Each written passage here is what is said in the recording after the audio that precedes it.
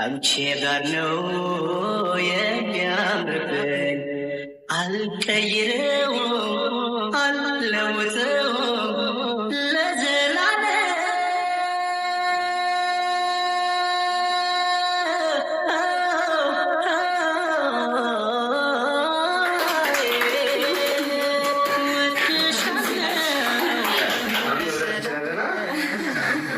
ከዛ በፊት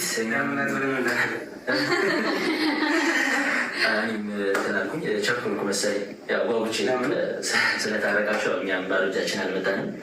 ያው ስንመጣ ዛችን እንደምናስታርቃቸው ልጠኛ ስለነበረ ኬክ ይዘን መተናል። ከኬኩ በተጨማሪ ደግሞ ያለ ጊፍት ይዘንላችሁ መተናል።